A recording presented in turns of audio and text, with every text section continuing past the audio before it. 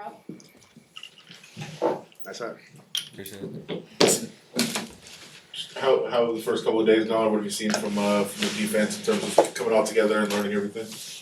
Yeah, I think we're off to a great start. We just finished practice 4 here. Defense is coming together in terms of communication, effort, discipline, the things that we want to really focus and improve on in the offseason. So just from day 1 to day 4, our effort to the ball, our effort attacking the ball at the finish has been already, we're raising that standard. So we just got to keep holding each other accountable and good things will happen.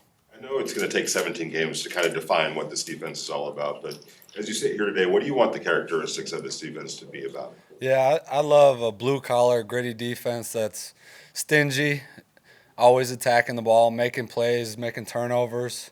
At the end of the day, there's not much difference between a 2 and a 4-yard gain, but when you make those splash turnover plays, those really affect the outcome of games. So how can I get my hand on the ball? How can I punch this ball out? How can I get in a passing window, maybe make that quarterback throw it a few feet higher in the air so I give my secondary time to make a play on the ball.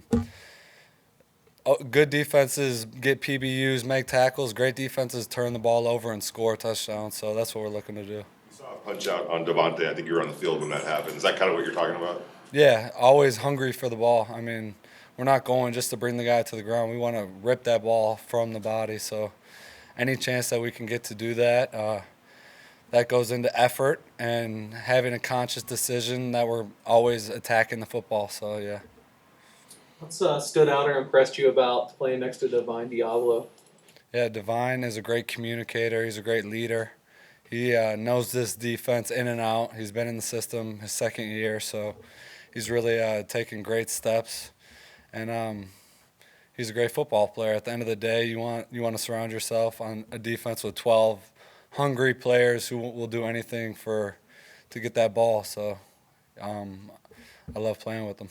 Obviously, when you were in Pittsburgh, there was a lot of great veteran guys around you, but now you're coming to a situation where you are the veteran guy. How do you physically but also mentally prepare yourself throughout the offseason to take on a bigger workload? Yeah, I mean, it comes down to leadership, showing guys what we want to be as a defense, and not just by talking it in the meetings, going out there and practice every day, showing that effort, showing the attack on the football. I'm going to keep reiterating that because that's a main point of emphasis for me, and I want the guys around me ball hungry. I mean, good players make 100 tackles. They might get a contract the next year. They might not.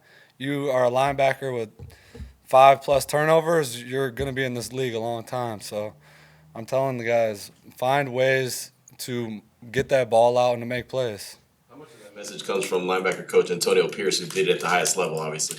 Yeah, I love working with Antonio. Coach Pierce has obviously done it for a long time in the league. And when you got somebody like that in your meeting room as the leader of our room, you listen and you want to soak in all the information. He's been to the game that we want to play, and he's won those big-time games being the green dot leader of that defense. So he has so many great ideas and coaching points, and I just want to soak up everything he can give me. Robert, I want to ask you about 2 players. First, a UDFA from last year, Luke Masterson, had a really good rookie season. What do you see from him? Because he reminds a lot of people of you. He is a hungry, athletic, strong kid who is willing to do whatever it takes to be a champion. He comes in with that championship mindset every day, looking to get better, looking to be a good teammate.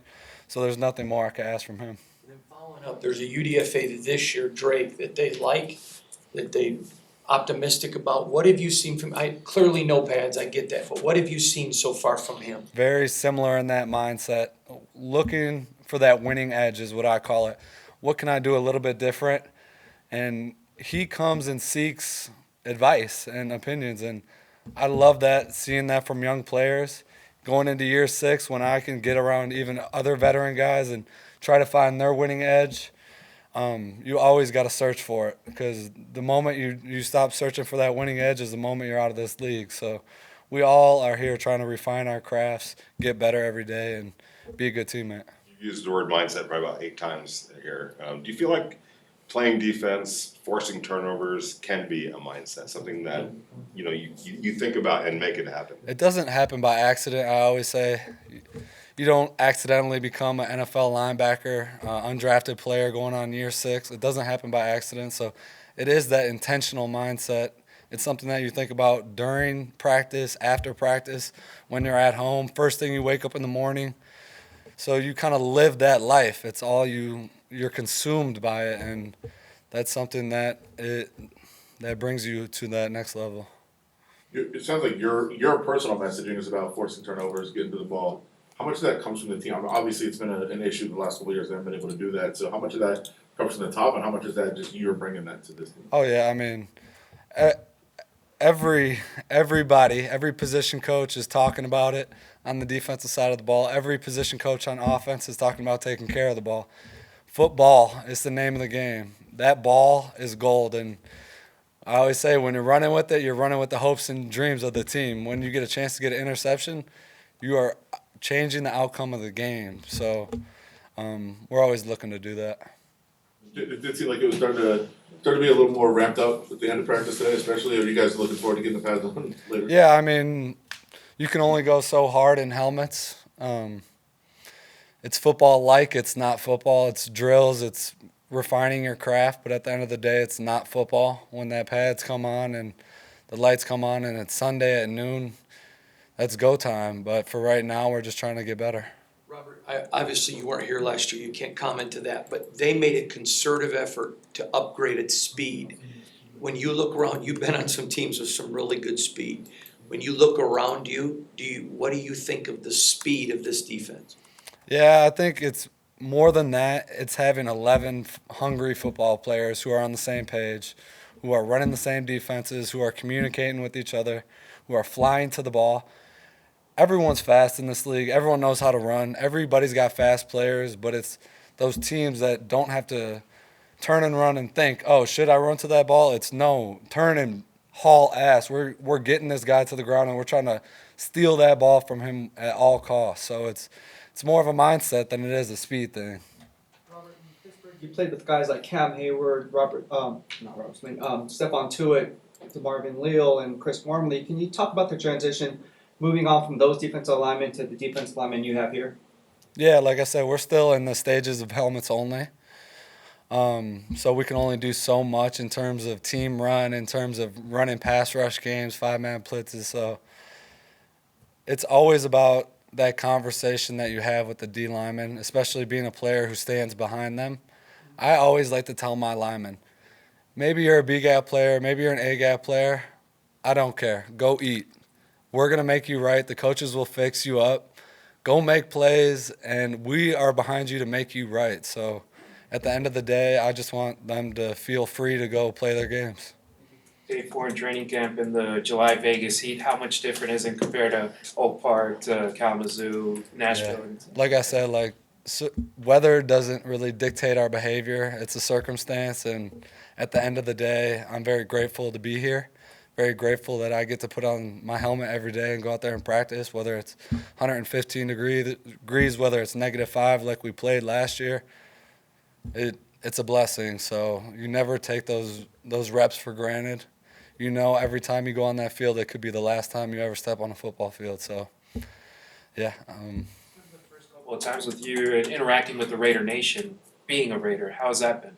Yeah, I really look forward to getting in the community, getting to know Raider Nation. And not from these podium talks. I want them to see me for my play, for see who I am as a person in the community. So this is just the prelims, and I want them to know me for the right reasons. Speaking of community, what's your impressions of the Las Vegas market? The Las Vegas market, you said? The city, you mean? I love the city.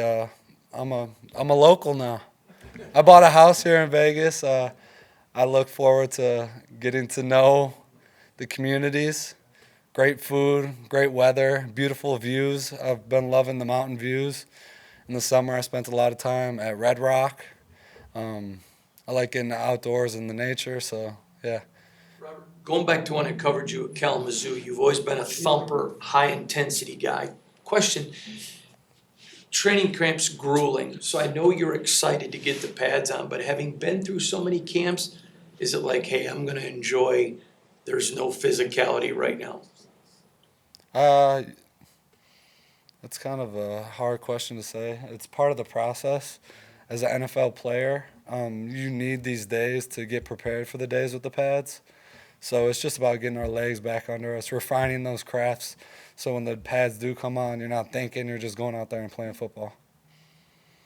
Robert, with such a emphasis on takeaways, what does adding a guy who not only has 32 career interceptions but also has a certain edge at cornerback, and Marcus Peters, what can he add to this defense?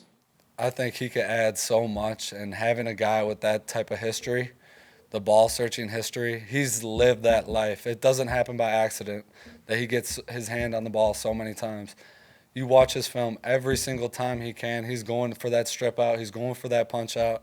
He's looking for ways in coverage to come off his receiver, even though he might be covering man-to-man, and go make a play. And you need guys like that, especially to help the young guys grow, to see that it's possible to do two jobs at once.